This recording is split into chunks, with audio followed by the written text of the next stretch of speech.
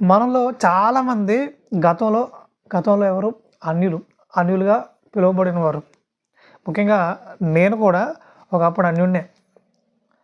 అంటే ఈ భక్తులకు రాకముందు అంతకుముందు రకరకాల భక్తులు, రకరకాల ఆచారాలన్నిటిని కూడా నేను కూడా అనుసరించిన వాడినే. మరెందుకు సార్ మీరు ఈ భక్తులకొచ్చారు మీరు? ఆ భక్తి ఏమైంది? ఆ భక్తులు ఏంటి లోపమేంటి? అనంటే, అంటే ఏ లోపం లేకుండా, ఎలాంటి పొరపాటు లేకుండా, ఎలాంటి మార్పు అనేది అక్కడ, ఇక్కడ కనపడకుండా ఇందులోకి రావడం అనేది జరుగుతదంటే ఏది జరగదు. మనం ఏ విషయంలో కూడా ఇప్పుడు మొన్నటిదాకా ఆ షాంపూ వాడేవారు కదా! ఇప్పుడేంటి ఈ షాంపూ వాడుతున్నారు అనంటే, ఈ షాంపూలో ఏదో వాళ్ళకి కలిసొచ్చేదుంది.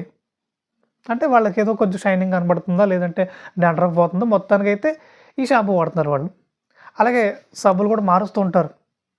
అలాగే వాళ్ళకి ఏది బెటర్‌గా ఉంటదో, ఒకటని కాదు. ఇప్పుడు బట్టలు కానివ్వండి, ఏదైనా సరే వాళ్ళకి ఇది బెటర్‌గా అనిపించిందా? వాళ్ళకి ఇది కొంచెం బెస్ట్ అనిపించిందా? ప్రయోజనంగా, లాభంగా అనిపించిందా? ఖచ్చితంగా వాళ్ళు చేంజ్ అవుతారు. మరి మొన్నటిదాకా ఇదే వాడారు కాబట్టి మీరు దీన్నే కొనసాగించాలని ఎవరైనా గొడవ చేస్తారా? గొడవ చేస్తే వీళ్ళు వింటారా? ఎవరు గొడవ చేయరు. గొడవ చేసినా వీళ్ళు వినరు. ఎందుకంటే ఎవరిష్టం వాళ్ళది. వాళ్ళకున్న అవకాశాన్ని బట్టి, ముఖ్యంగా ప్రయోజనాన్ని బట్టి వాళ్ళు చేంజ్ అవుతుంటారు, మంచిది. సో, అక్కడ ఎవరిని అడగరు. ఇక తర్వాత గతంలో మనందరం కూడా ఆహ్, చాలా అన్యాచారాలంటే కొన్ని కొన్ని ఎలా అంటే సతీ సహగమనం కానించి చూసుకుంటే ఇక రకరకాల ఆచారాలు. అంటే ఎలా చూసినా సరే తక్కువగా చూడాలి మిగతా వారిని, మనం ఎక్కువ అనే భావనలో బాగా నడిచిన పరిస్థితి. మరప్పుడు తక్కువగా చూడబడిన వారి పరిస్థితి ఏంటి? మాకెక్కడ విలువ లేదా? మేమెక్కడ విలువగా బ్రతకలేమా? మాకు ఎక్కడికెళ్ళినా విలువ ఉండదా? మరేంటి మమ్మల్ని ఇంత నీచంగా చూస్తున్నారు అనే బాధ, ఆవేదన వాళ్ళలో ఉండదా? ఖచ్చితంగా ఉంటది. అలా ఆవేదనలో ఉన్నవారిని ప్రేమించేవారొస్తే, అలాంటి ఆవేదనలో ఉన్నవారిని ఆదరించేవారొస్తే, వాళ్ళు ఖచ్చితంగా వాళ్ళ ప్రేమకి ఆ! ఖచ్చితంగా లోబడతారు. సో, అలా ప్రేమించేవారు, ఆదరించేవారు ఈ భారతదేశానికొచ్చారు. అలా భారతదేశానికొచ్చిన వారు ఇక ప్రేమించడం, ఆదరించడంలో చాలా పీక్స్‌లకెళ్ళిపోయారు. చాలా పీక్స్‌లకెళ్ళి వాళ్ళకి ప్రేమ గురించి చెప్తూ వచ్చారు. ఆదరణ గురించి చెప్తూ వచ్చారు. అరే! అసలైన ప్రేమ ఇది. అసలైన ఆదరణ ఇది. మనిషిని మనిషిలా చూడాలి. మనిషిని మనిషిలా చూడాలి. ఒక పురుగులా చూస్తున్నారిక్కడ అని వాళ్ళకర్థమైంది. వెంటనే ఆ ప్రేమకి ముగ్ధులైపోయారు. సో, ఆ విధంగా మారిన వాళ్ళు కొంతమందున్నారు. కొంతమంది ఏంటంటే జరుగుతున్న అన్యాయాలన్నిటిని ఎదిరించే అవకాశం లేక వాళ్ళు అన్యాయం అయిపోతూ ఇక మాకు న్యాయం చేసేవాళ్ళెవరు? మమ్మల్ని న్యాయంగా చూసేదెవరని ఆ వెతుకులాటలో కొంతమంది కనుగొన్నారు యేసుక్రీస్తుని.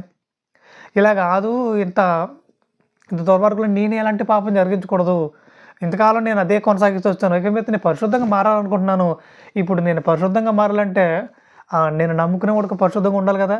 ఆ పరిశుద్ధుడు ఎవరు అని బాగా పరిశీలించిన ఆ పరిశీలనలో కొంతమందికి దొరికిన వ్యక్తి ఎవరయ్యా అంటే యేసుక్రీస్తు. ఇలా రకరకాల పరిస్థితులను చూసిన తర్వాత చాలా రకాలుగా, చాలా కోణాల్లో యేసుక్రీస్తుని చాలామందిని తెలుసుకున్నారు. సో, అదేవిధంగా గతంలో భక్తి ఎలా ఉండేదంటే నాది మట్టుకు చెప్తాను. ఎందుకంటే మిగతా ఊరి గురించి నేను మాట్లాడడానికి నాకు అర్హత లేదు. ఆ! నా భక్తి గురించి చెప్తాను. పొద్దున్నే తెల్లారేసరికి లేచిపోయేవాళ్ళం. నేను, మా నాన్న లేచిపోయి చక్కగా తలస్నానం చేసేసి ఇక అది పొద్దున 5, 4:30 ఆ టైంకల్లా లేచిపోయి చక్కగా తలస్నానం చేసేసి రెడీ అయిపోయి మంచి కొత్త బట్టలేసుకొని వెళ్ళిపోయి గిరగిర గుడి చుట్టూ తిరిగేసి అంటే ఈ బూతులు రాసేసుకుని, అది రాసేసుకుని, ఇది రాసేసుకుని, కొబ్బరికాయలు కొట్టేసి అంటే అది భక్తి. మాకు అదే గొప్ప భక్తి అన్నట్టుగా ఫీల్ అయ్యేవాళ్ళం. కానీ ఆ తర్వాత అక్కడి వరకే. ఎప్పుడైతే ఆ గుడి మెట్లు బయటకి దాటొచ్చామో, ఆ గుడి మెట్లు ఎక్కి మనం ఎప్పుడైతే బయటకొచ్చేసామో అయిపోయింది. ఇంక దాని ఆలోచన గానీ, దాని పందా గానీ అసలు ఇంకేది గుర్తుండదు. ఇక ఎప్పుడు మామూలుగా మా జీవితం మాదే. మా పందా మాదే, మా ఆలోచనలు మావే, మా వ్యాపారం మాదే, మా గొడవ మాదే. ఇక మరలా దేవుని కోసం బ్రతకాలి, దేవుడు, ఆయన ఇష్టాలు ఇవేవి ఉండవిక. అది నాకే కాదు, మీ జీవితాల్లో కూడా చాలామందికి ఎక్స్‌పీరియన్స్ ఉంటది. అది దాటొచ్చిన తర్వాత ఇంకా ఆ ప్రస్తావనే ఉండదిక. మన ఇష్టం, మనకు నచ్చినట్టు మనం బ్రతకొచ్చు. సో, అలా ఏదైనా చేయొచ్చన్నప్పుడు, ఏదైనా చేయొచ్చన్నప్పుడు ఇంక దేవుడెందుకు? భక్తి ఎందుకు?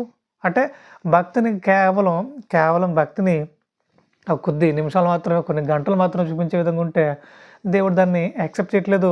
అది దేవుడు ఇష్టపడే భక్తి కాదు. సరే, ఇప్పుడు వాళ్ళని అనుసరించి ఇప్పుడు ఏదైతే మనం గుడికెళ్ళొచ్చామో, సో వాళ్ళని ఇన్స్పిరేషన్‌గా తీసుకొని మనం వాళ్ళలా బ్రతకాలనుకుంటే సమాజంలో చెప్పు తీసి కొడతారనే విషయం కూడా చాలా బాగా అర్థమైంది.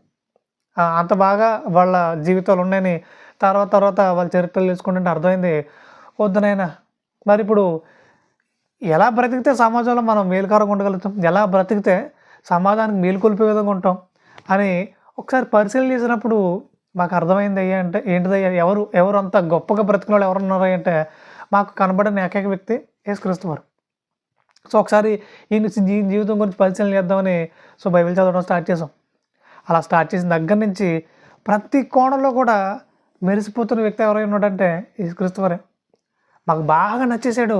అరే, ఈయనలా మనం బ్రతకాలి, ఈయనలాగే అడుగులు వేయాలి, ఈయనలాగే మనం ఆలోచన కలిగి ఉండాలని మేము ప్రారంభించాం. ఇదే క్రైస్తవ్యం.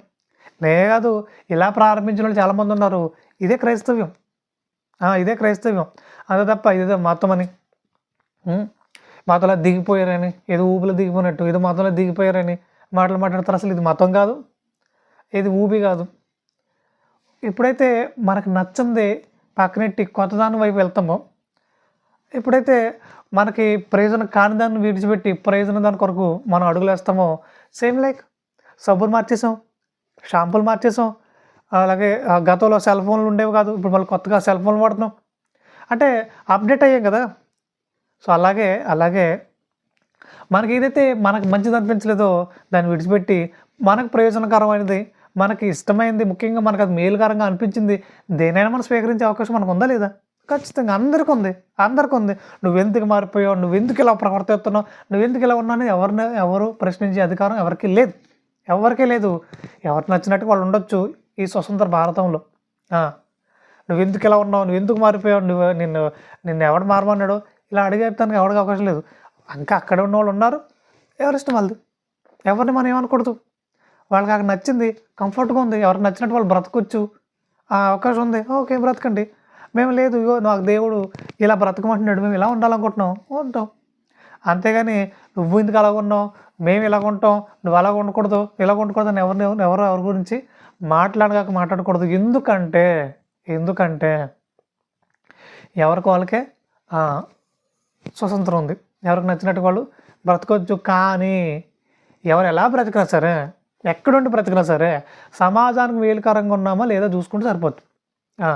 కేవలం మన కోసం మనం బ్రతకడం కాదు, కానీ సమాజానికి మేలుకరంగా ఉన్నామా లేదా ఒకసారి పరిశీలించుకొని ముందుకెళ్ళగలిగితే అది కొంచెం బెటర్గా ఉంటుంది. ఎందుకంటే మనం బ్రతకడానికి, మనం బ్రతుకుతుండడానికి కొంచెం ఇంత సాదృశ్యం కనబడుతుంది.